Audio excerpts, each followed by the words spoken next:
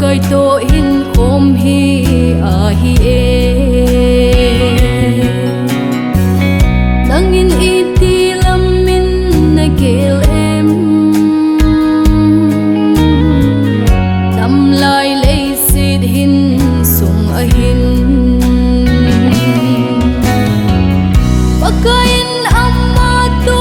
hin khom dia nalung sung kot a kiu jing e iding a ki he mo sa ki hoi tho sa jing na hi alen ni khu sung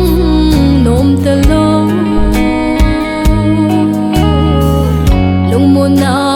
na sung hi ta lo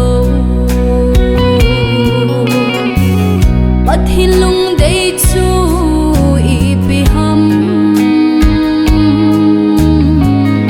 lung a ngai tu phat a hi tai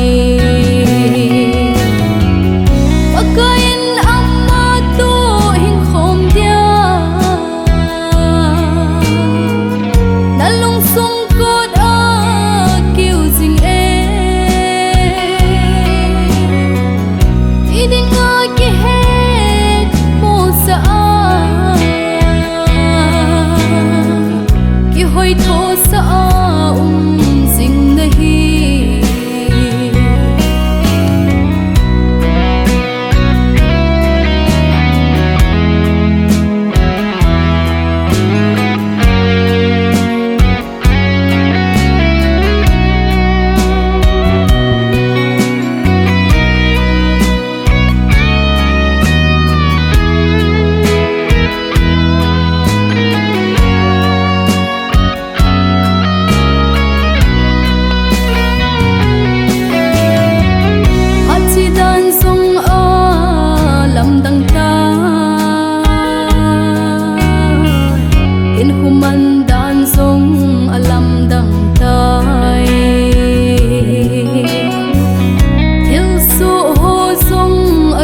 đằng tai